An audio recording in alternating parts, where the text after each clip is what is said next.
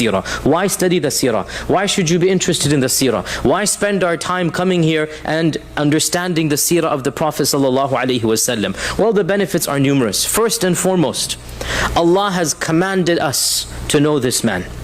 This is an obligation that Allah has put upon us. We have to know this person. And there are over 50 verses in the Quran that command us to take the Prophet ﷺ as an example. Of them, لَقَدْ كَانَ لَكُمْ فِي رَسُولِ اللَّهِ أُسْوَةٌ حَسَنَةٌ لِمَنْ كَانَ يَرْجُو اللَّهَ وَالْيَوْمَ الْآخِرَ وَذَكَرَ اللَّهَ كَثِيرًا. لَقَدْ كَانَ لَكُمْ, indeed there is for you, فِي رَسُولِ اللَّهِ, in the Messenger of Allah, أُسْوَةٌ حَسَنَةٌ, an exemplary manner, a perfect conduct. Uswa means something you follow. Hasana means a perfect. So you have in the Prophet ﷺ the perfect example to follow. And therefore, the study of the life and times of the Prophet ﷺ is the study of somebody we need to follow. And the amazing thing, no matter which angle you look at the life and times of the Prophet ﷺ, you will benefit from that. So no doubt, the number one angle we look at it in terms of religion, in terms of how we worship Allah. Also, we look at the seerah in terms of manners and morals, in terms of mercy and tenderness. Also, we look at the seerah in terms of leadership. What did the Prophet do as a leader? We look at the seerah in terms of how he was as a father and a husband, and we will find benefit in this. So no matter which angle you look at the life and times, the purpose of risala, the purpose of Allah sending prophets is that we have a living example to follow. Allah tells us in the Quran that if we had wanted, we could have sent angels. There's a verse in the Quran that if we had wanted, we could have sent angels. But what would you have done if we had sent angels? You would have rejected. لَكَذَّبْتُمْ, you would have rejected it. Why? Because you would have said, we can't be like that. These are not our species. How can we follow them?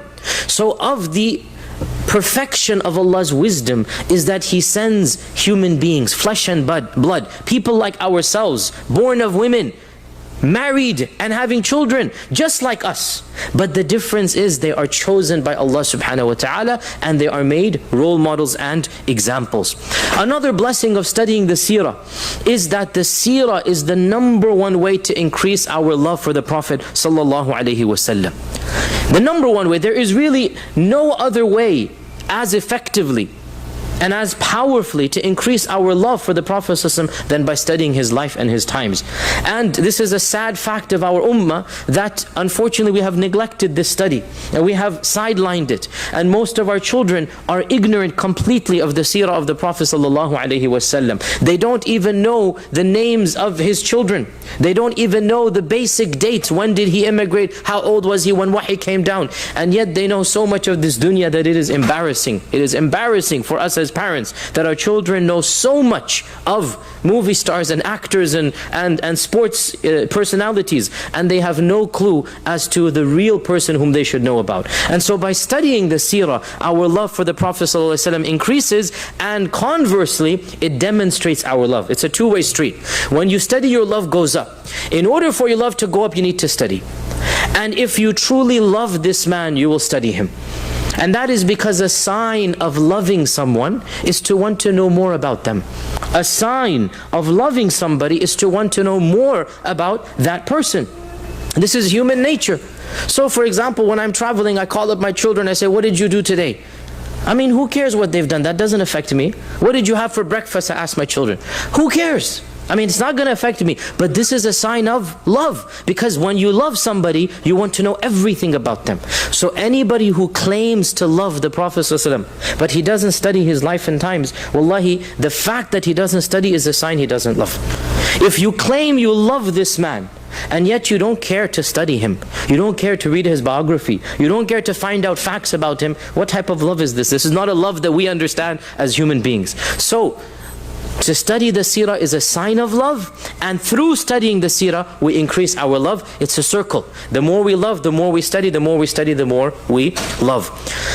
Understanding the seerah, also a third benefit, understanding the seerah also helps us to understand the Quran. Because the Quran is a very complex book, it's a very profound book, and it cannot be understood without context. You cannot understand without context. So when you hear, for example, I just recited right now, وَالضُّحَى وَاللَّيْلِ إِذَا سَجَى مَا وَدَّعَكَ رَبُّكَ وَمَا قَلَى. Your Lord has not abandoned you, nor has He shown you any harshness. You will not understand this verse until you understand the seerah when it was revealed. Why was it revealed? The context of its revelation. That the Prophet ﷺ was facing persecution.